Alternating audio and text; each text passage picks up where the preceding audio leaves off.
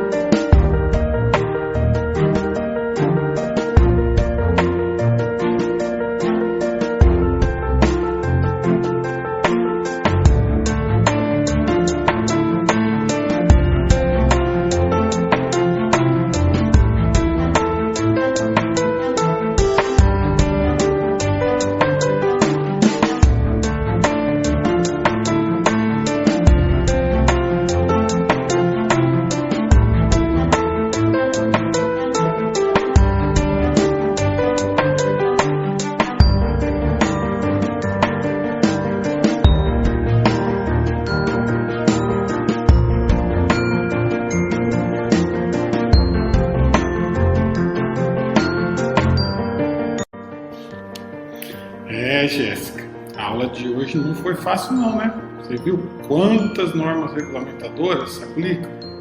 Então, você gostou? Tem alguma dúvida?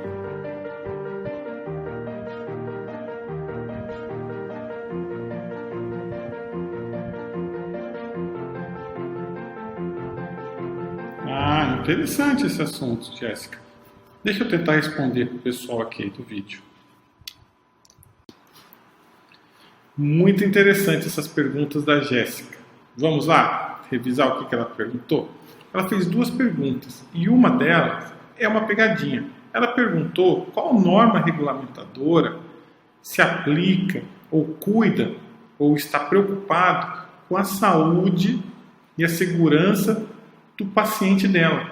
Veja, a gente não viu lá no comecinho que as normas regulamentadoras têm na sua base a CLT, Consolidação das Leis do Trabalho? Então ela foi criada para proteger e garantir a saúde e a integridade física dos colaboradores, dos trabalhadores, correto? Então não existe uma norma regulamentadora que é aplicada aos pacientes, porque os pacientes eles não são funcionários da instituição. Eventualmente um paciente que está no hospital e eventualmente caia e quebra uma pé, por exemplo, isso não é caracterizado como um acidente de trabalho, ele não estava trabalhando, correto? Então, fique esperto nessa dica. Outra coisa, a Jéssica perguntou qual que é a relação das normas regulamentadoras com o CCIH, Comissão de Controle de Infecção Hospitalar, que foi instituído a partir de uma portaria do Ministério da Saúde em 1993, que define que todos os hospitais, independentes de serem particulares ou do Sistema Único de Saúde, devem implementar essa comissão de controle de infecção hospitalar, com o objetivo de quê? Reduzir, se possível, eliminar e controlar a infecção hospitalar, que nas normas regulamentadoras é vista como risco biológico. Então, aí sim existe uma relação muito forte entre as comissões. Comissão de Controle de Infecção Hospitalar, estabelecida pela Portaria do Ministério da Saúde, e as outras comissões estabelecidas pela ANR, pelas normas regulamentadoras. Quais delas? Principalmente a ANR5, CIPA, Comissão Interna de Prevenção de Acidentes, onde o risco biológico é um dos riscos o qual a CIPA deve buscar eliminar, correto? Então, essas duas comissões e mais o SESMIT, Serviço Especializado em Medicina do Trabalho, eles têm que estar muito integrados, porque eventualmente uma nova infecção hospitalar identificada, por exemplo, pelo CCIH, ela deve ser reportada ao SESMIT e à Comissão Interna de Prevenção de Acidentes, porque devem ser dadas iniciativas para eliminar ou buscar minimizar ou eventualmente instruir os colaboradores do sistema de saúde aos quais EPIs e como proceder de forma a mitigar esse risco, correto? Então, vocês como agente de mudança, vocês têm essas comissões como comissões que vão dar suporte para o trabalho de vocês, correto? Então, eventualmente, elas têm que estar muito integradas e vocês como colaboradores, têm acesso a todas as informações que são geradas nessas comissões. Você não precisa ser parte da comissão, você pode pedir, por exemplo, as atas de reunião. Na CIPA e no SESMIT você pode pedir o seu PPRA, PCMSO da instituição, dar uma olhada, ver se os riscos que estão definidos, ou as infecções hospitalares que estão definidas no CCIH, estão também abordadas pela CIPA, pelo PPRA do PCMSO. E quais são as formas de mitigar esse risco, correto? Então, lembre-se, você agora vai ser um agente de mudança, buscando o quê? Eliminar os riscos de acidente e doença no trabalho. Então, você tem que saber que essas comissões têm que estar muito bem integradas, elas não podem estar departamentalizadas, ou seja, cada um fazendo um trabalho diferente e não se conversando, correto? Agora vocês entenderam, ficou a dica. Pode ser que essa pergunta caia na próxima atividade obrigatória.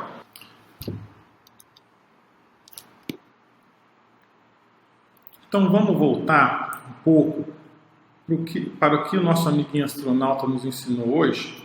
Ele nos levou para um passeio muito legal para o mundo das normas regulamentadoras e, mais que isso, nos mostrou quais normas regulamentadoras afetam de forma diretamente os profissionais de saúde. Então, nessa aula, vocês conseguiram responder a pergunta: afinal, quais são as normas regulamentadoras? Nós não vimos todas, não, mas vimos muitas delas, de uma forma muito resumida, claro, só para vocês terem uma ideia. E viram também quais as principais normas regulamentadoras que afetam o profissional de saúde. Nós estamos em 2005 e até o momento existem 36 normas regulamentadoras. A última foi a NR36, que trata de segurança do trabalho em frigoríficos. Todas as normas podem ser baixadas gratuitamente no site do Ministério do Trabalho, como vocês podem ver. Lembrando, toda essa documentação estão nas pastas. Temos duas pastas. As pastas que são materiais das aulas, como essa apresentação, NR32, e os materiais que a gente usa de forma mais corriqueira no dia a dia nas nossas aulas, e uma pasta com material extra. Por exemplo, lá você vai encontrar o que a gente acabou de falar sobre o CCIH, correto? NR1. A NR1, Disposições Gerais, estabelece a obrigatoriedade das NRs, explicando aquela questão que a gente acabou de responder da dúvida da Jéssica, com relação a quem se aplica as normas regulamentadoras. No caso, todo trabalhador. A NR2 define a inspeção prévia. Ela fala que todo estabelecimento novo, antes de iniciar suas atividades, tem que necessariamente passar por uma aprovação das suas instalações no órgão regional do Ministério do Trabalho. NR3, muito interessante, ela estabelece que o auditor do trabalho ele pode embargar uma obra ou interditar um equipamento se eventualmente identificar uma atividade de risco para o colaborador. Então, eventualmente, vou dar um exemplo para vocês. Vocês estão usando um equipamento de raio-x, cintilografia, e ele não apresenta todos os equipamentos de proteção, seja ele coletiva ou individual, necessários para uma boa operação desse equipamento, que estão estabelecidos na NR12 ou em outra norma aplicável, e esse equipamento simplesmente não atende às especificações. O auditor do trabalho, numa auditoria de rotina, por exemplo, ele pode interditar este equipamento, ou seja, ele fica interditado até que as alterações sejam realizadas e o equipamento esteja pronto para uso seguro novamente. NR4 estabelece a obrigatoriedade do SESMIT, Serviço Especializado em Segurança e Medicina do Trabalho, ou seja, todas as empresas têm que ter o SESMIT. Claro, não é o foco desse trabalho hoje entrar a fundo na NR4, nós estamos tendo uma visão geral das normas. Mas lembra que eu falei para vocês agora há pouco da importância dessas comissões? O SESMIT, assim como a Comissão Interna de Prevenção de Acidente, a CIPA, estabelecida na NR5, como a CCNH, Comissão de Controle de Infecção Hospitalar, são comissões muito importantes. Essas três comissões, no caso, a NR4 como um serviço, mas vamos chamar ela também de uma comissão, elas formam o tripé que sustenta a segurança do trabalho.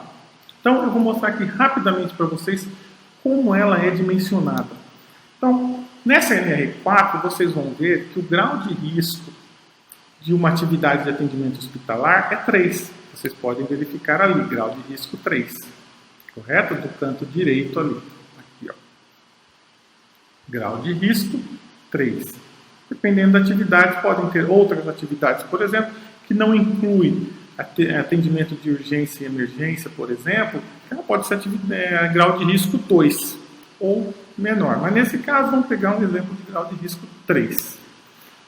Essa mesma norma apresenta para uma instituição de atendimento de urgência, vamos dizer assim, um hospital que tenha entre 1.000 a 2.000 funcionários, cujo grau de risco seja 3, ela precisa ter no seu quadro de colaboradores do SESMIT, que é o Serviço Especializado em Segurança e Medicina do Trabalho, 4 técnicos de segurança do trabalho, veja aqui 4, está vendo? Nesse campo aqui, nós cruzamos número de funcionários com grau de risco. Um engenheiro de segurança do trabalho, um auxiliar de enfermagem do trabalho e um médico do trabalho. Correto? Então, para vocês terem uma ideia de como é dimensionado o SESMIT. A NR5, Comissão Interna de Prevenção de Acidentes, a segunda comissão que, junto com o SESMIT e o CCIH, formam o tripé da segurança do trabalho. A CIPA tem como objetivo a prevenção de acidentes. Então, não é porque você não é cipeiro que você não deve participar da prevenção dos acidentes. Principalmente vocês que estão fazendo o curso da NR32, vocês são o quê? Agentes de mudança, agentes que vão trazer a segurança do trabalho, implementar, melhorar a segurança do trabalho no seu ambiente, no seu serviço, no sistema de saúde onde vocês trabalham ou eventualmente vão trabalhar. Então não precisa ser cipeiro para contribuir com a CIPA. Isso é muito importante, porque eventualmente um cipeiro que está lá dentro, ele não participou do curso da NR32 e eventualmente vocês podem ter uma informação que ele não tenha. Você pode contribuir muito positivamente com a segurança no ambiente de trabalho, passando para eles essas informações, dando uma olhada nos relatórios. Lembra eu falando para vocês, ver se está integrado o trabalho da CIPA com o SESMIT e com o CCIH. Isso é muito importante. Vocês vão ter uma atividade obrigatória onde vocês vão fazer uma espécie de auditoria, de verificação de conformidade entre o que diz a NR32 e o que vocês encontram de fato no seu ambiente de trabalho.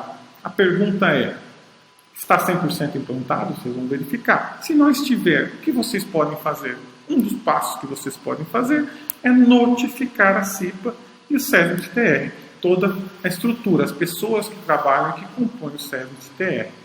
Correto? NR6 estabelece os EPIs, Equipamentos de Proteção Individual. Lá tem a relação de todos os EPIs, né, para cada tipo de trabalho. Lembrando que EPI é todo aquele equipamento de proteção individual que apresente o CIA, Certificado de Aprovação. Muito importante. Não existe um EPI que não tenha CA. CA é um número composto por 4 dígitos e 2 letras, que você pode buscar no site informação sobre esse EPI, ele vai te passar se ele está registrado, para qual risco ele é indicado. Uma outra coisa importante, a gente fala sempre que o uso de EPI é obrigatório, que ela é importante, sem dúvida nenhuma. Então a empresa é obrigada a fornecer aos empregados gratuitamente o EPI, correto? Agora, interessante para vocês entenderem nesse item 6.3, porque se fala muito em EPI, mas a principal medida de segurança é o que fala no item A. Medidas de ordem geral não oferecem completa proteção contra os riscos de acidentes do trabalho e de doenças profissionais. Por esse motivo, é que os EPIs são fornecidos, mas o principal ponto é implantar medidas gerais que eliminem o risco. Então, a função da empresa, função número 1, eliminar o risco. Eliminar. Se não consegue eliminar o risco, ao que diz o item B, enquanto as medidas de proteção coletiva estiverem sendo implantadas. Então, vamos lá. A função da empresa é o quê? Eliminar o risco. Segundo, implantar medidas de proteção coletiva, correto? Que protejam o coletivo. Por exemplo, se existe uma máquina, um equipamento de radiação ionizante, e você consegue enclausurar essa fonte de radiação ionizante, correto? Então você está fazendo um equipamento de proteção coletivo, que está protegendo o coletivo. Você não precisaria estar usando o EPI, o equipamento de proteção individual, correto? Porque uma caixa que protege, ou que elimina, ou que minimiza o risco de uma radiação ionizante, por exemplo, pode substituir um equipamento de proteção individual. E também o equipamento de proteção individual tem que ser fornecido para situações de emergência.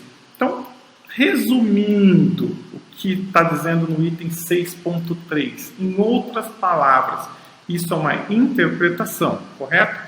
A empresa é obrigada a fornecer aos empregados gratuitamente o EPI sempre que o risco não tiver sido eliminado. Você eliminou o risco.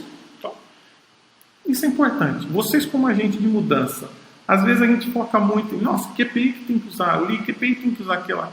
Calma, a pergunta tem que ser outra. A primeira pergunta que vocês, como agente de mudança, têm que fazer é: eu não consigo eliminar esse risco?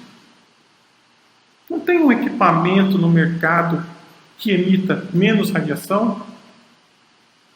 Existe esse equipamento? Ah, ele é caro. Tudo bem, mas existe. Então, este equipamento tem que fazer parte dos relatórios da Comissão Interna de Prevenção de Acidentes, como uma meta, eventualmente. Por quê? Está sendo dito na NR6 que a eliminação do risco é a prioridade da empresa. Ah, não existe. Todos os equipamentos de cintilografia ou de raio-x, eles têm a mesma emissão, não tem como eu pegar um equipamento mais seguro. Tá bom. Tem como eu ir para o item B, implementar equipamentos de proteção coletiva, ou seja, enclausurar esse equipamento de forma que exista essa emissão. O equipamento é o mesmo, ele emite da mesma forma aquela fonte de radiação dele. Só que eu consigo enclausurá-lo, deixar ele em um ambiente fechado, onde eu minimizo esse contato dessas emissões, radiações ionizantes, com os colaboradores. Ou implantei um equipamento de proteção coletiva, que é o segundo melhor. Não consigo implantar um equipamento de proteção coletiva. Infelizmente, então, tem que ir para o EPI, equipamento de proteção individual. Perceba, EPI é a nossa terceira melhor opção. A primeira é o quê? Eliminar o risco. Segunda, implantar uma proteção coletiva. E o terceiro é o uso de EPI. PCMSO, Programa de Controle Médico de Saúde Ocupacional. De forma geral, é onde você vai encontrar os exames admissionais, demissionais, mudança de função, entre outros, que você tem que realizar como colaborador, sempre que você entra, muda de função ou sai. Mas, para instituições de saúde, a NR32 estabelece critérios adicionais que deverão estar presentes no PCMSO. Quais são eles? Principalmente aqueles relacionados aos riscos biológicos. Lembra que eu falei para vocês? Vocês têm uma CCIH, Comissão de Controle de Infecção Hospitalar. Por que existe essa comissão? Porque a infecção hospitalar é uma fonte de risco. Existe a infecção hospitalar, ela pode afetar quem? O colaborador e o profissional.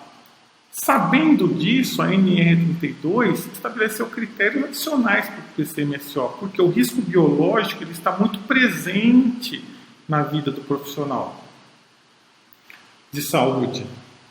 Então, estes itens de A a E, que nós vamos ver em mais detalhes, com mais detalhes quando nós entrarmos no NR32, correto? Eles têm que fazer parte. Então, mais uma vez, você como agente de mudança, fica essa pergunta. No PCMSO da instituição onde você trabalha, foram incluídos os itens adicionais da NR32? Essa é uma pergunta que você tem que responder para mim. Peça para você dar uma lida no PCMSO e veja se os itens estão adicionados. Esse é mais um fator de segurança para o profissional de saúde. NR9, PPRA, Programa de Prevenção de Riscos Ambientais.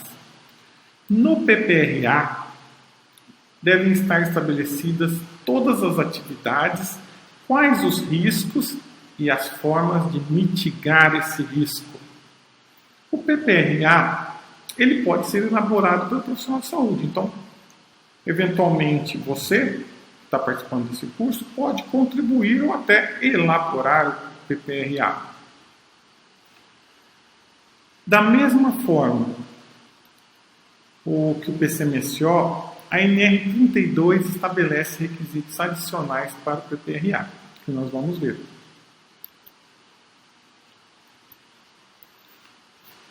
Também, mais uma vez, assim como no PCMSO, no Programa de Controle Médico de Saúde Ocupacional, os riscos biológicos estão presentes e têm que ser avaliados de forma mais sistêmica em eventuais exames de rotina para o profissional de saúde, na NR9, que estabelece o PPRA, os riscos biológicos também têm que estar bem identificados. Quais são as áreas de risco, quais são os profissionais que estão sujeitos aos riscos, quais as formas de eliminar esse risco. Lembre-se, quando você estiver avaliando um PPRA, não se preocupe apenas com os EPIs. Questione a comissão por que eles eventualmente não lidaram com a eliminação daquele risco. Calma lá, meu amigo, não tem como eliminar esse risco aqui, em vez de só ficar usando equipamento de proteção individual? Se não tem como eliminar o risco, não tem como usar um equipamento de proteção coletiva, tá? Fica a dica. E, finalmente, quais normas regulamentadoras afetam os profissionais do serviço de saúde? Essa é para vocês, diretamente profissional de saúde. Aqui, eu quero fazer só um parênteses, porque sempre que a gente fala na norma regulamentadora, toda e qualquer norma regulamentadora afeta o profissional de saúde, ou de forma geral, o profissional, correto? Então, por exemplo, se a gente fala de uma NR23, proteção contra incêndio, ou da NR24, condições sanitárias e de conforto nos locais de trabalho, isso é bom para o profissional de saúde também, como para qualquer profissional. Então, quando eu falo as NRs que afetam os profissionais de saúde diretamente, eu peço que vocês entendam que eu não estou dizendo que as outras NRs não afetam. Afetam de forma diretamente também, mas que existem algumas normas que são mais específicas para o profissional de saúde, porque possuem temas que refletem as atividades desse profissional. Correto? E quais são elas? Eu separei algumas só. Então, entre elas, a NR15, atividades e operações insalubres, ergonomia e, claro, a NR32. NR15, atividades e operações insalubres. Nesta NR, o Ministério do Trabalho e Emprego define que algumas atividades ou operações são insalubres quando são exercidas acima dos limites de tolerância. Então, o Ministério do Trabalho e Emprego define algumas atividades e que, eventualmente, sendo executadas acima dos limites de tolerância, elas são caracterizadas como insalubres. Por exemplo, o trabalho em um ambiente com muita poeira, por exemplo. Os limites de poeira aceitáveis são definidos, ou calor, ou umidade, ou frio. Além disso, algumas atividades independentes dos limites, que são mencionadas nos anexos 6, 13 e 14, são insalubres. E terceiro ponto de insalubridade, são as atividades comprovadas através do laudo de inspeção no local de trabalho.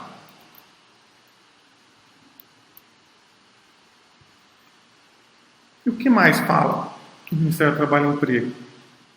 Que o exercício do trabalho em condições de insalubridade assegura ao trabalhador um adicional de 40% para insalubridade de grau máximo, 20% para insalubridade de grau médio e 10% para insalubridade de grau mínimo.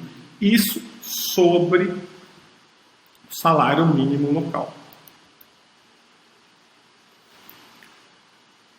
E o anexo 15? O anexo 15 fala sobre radiações ionizantes. Radiação ionizante é a radiação que possui energia suficiente para ionizar átomos e moléculas, podendo afetar o DNA das células, material genético e causar algumas doenças graves, por exemplo, câncer, algumas mutações e levar até a morte.